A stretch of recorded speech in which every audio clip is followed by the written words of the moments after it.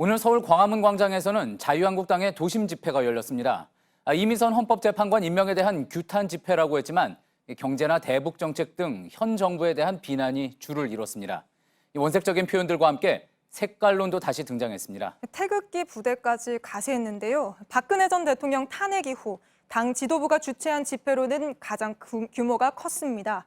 민주당은 야당이 민생국회를 내팽개치고 거리로 나갔다고 비판했습니다. 먼저 김나한 기자의 보도입니다. 자유한국당 지도부와 당원들, 보수단체들이 광화문에 모였습니다. 세종문화회관 앞 대로 한쪽 차선 전체를 메웠습니다. 황교안 대표 체제에서 대규모 장외 집회는 이번이 처음입니다.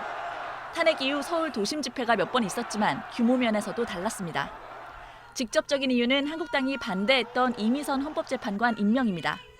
결국 이 정권이 헌법재판관을 자신들 마음대로 쥐락펴락하게 해서 헌법재판소가 아니라 친문재판소를 만들려고 했기 때문에 하지만 문재인 정부에 대한 거센 공격이 전방위적으로 이뤄졌습니다. 저의 모든 것을 걸고 이 문재인 정부의 좌파 독재 기필코 막아내겠습니다.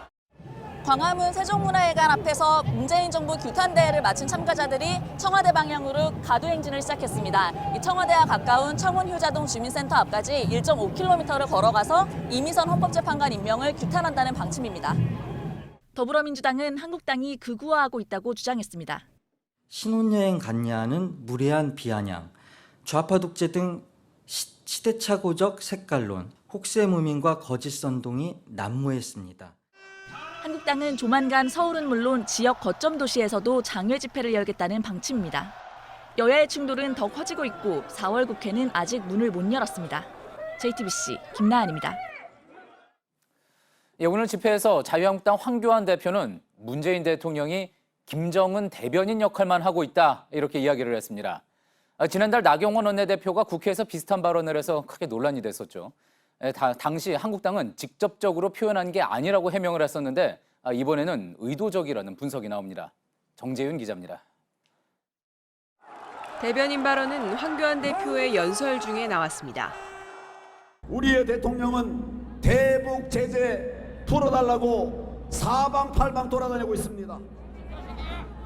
우리 경제 살릴 외교는 전혀 보이지 않고 김정은 대변인 역할만 하고 있습니다. 같은 표현은 또 한 번 나옵니다. 부담스러운 듯 멈칫하더니 살짝 표현을 바꾸기도 합니다. 문재인 대통령은 김정은 대변하는 일 즉각 중단하라. 지난달 나경원 한국당 원내대표는 문 대통령을 김정은 위원장의 수석 대변인에 빗대 표현했습니다. 민주당이 강하게 항의하자 한 발 빼기도 했습니다. 민주당 의원님들 이거 외신 보도 내용입니다. 한국당도 나 원내대표가 외신을 인용했을 뿐 문 대통령을 직접 수석 대변인으로 얘기한 건 아니라고 주장했습니다. 하지만 이번에는 당대표가 직접 김정은 대변인이라는 표현을 썼지만 자유한국당 핵심 관계자는 기자와의 통화에서 그게 잘못된 발언이냐고 반문했습니다. 한 달여 전과는 분위기가 바뀐 겁니다. 결국 의도적인 강경 발언이 지지층을 결집하기 위한 것이란 분석입니다. JTBC 정재윤입니다. 황교안 대표 체제에서 한국당이 첫 장외 집회를 연 것이었고 또 논란이 될 수밖에 없는 거친 발언들도 나왔습니다. 이 어떤 맥락이 있는 건지 앞서 보도를 했던 정치부 김나한 기자와 짚어보겠습니다. 자, 김나한 기자, 앞서 보도에서도 잠시 나왔는데 김 기자가 직접 오늘 집회 현장에 다녀온 거죠? 네. 자, 이번 장외 집회 갑자기 결정됐다고 들었습니다. 네, 맞습니다. 이 한국당은 내부적으로 대규모 장외 집회를 계속 준비를 해왔습니다.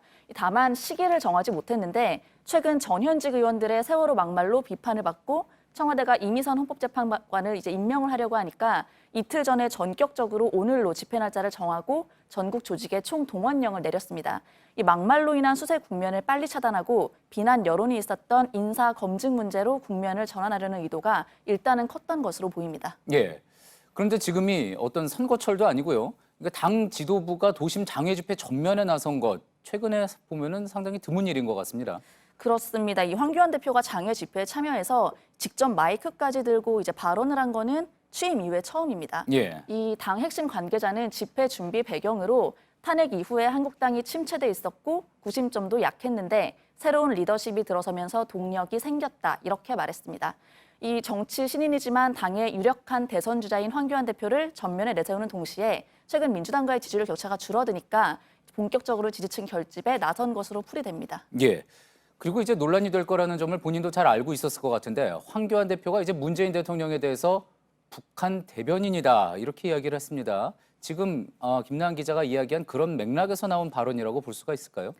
네, 그 한국당 지도부는 5.18 망언이나 세월호 막말 이런 것과는 다르게 이 정부의 대북 정책에 대한 강경 발언은 지지층을 결집하는 효과가 있다고 판단한 것으로 보입니다. 지난달 나경원 원내대표의 수석 대변인 발언에 대한 비판이 있었지만 정작 지지층에서는 나경원 원내대표의 주목도가 높아졌습니다. 이런 점을 감안한 의도적인 발언이라는 분석도 나옵니다. 예. 김나은 기자가 오늘 하루 종일 이제 집회 현장에 있었는데요. 그 장소, 그 비슷한 장소 주변 도심 집회는 이제 대한애국당이 그리고 또 이제 소위 이야기하는 태극기 부대가 이제 매주 집회를 해오던 곳 아니었습니까? 장소가 좀 겹쳤을 것 같기도 한데요. 맞습니다. 이 지금 한국당의 집회 모습을 보면 태극기와 성조기 그리고 중간중간에 대한애국당 깃발을 보실 수가 있습니다. 대한애국당 지지자들도 한국당 집회에 많이 참여를 한 겁니다. 한국당의 한 관계자는 장외 집회가 장기적으로는 보수 통합의 틀을 마련할 수 있다고 말을 했는데 그런 면까지 고려가 된 것으로 보입니다. 한국당은 앞으로 원내 활동과 장외 투쟁을 병행하겠다는 계획이어서 여야 대립이 더 커질 것으로 보입니다. 예. 정치부 김나은 기자였습니다.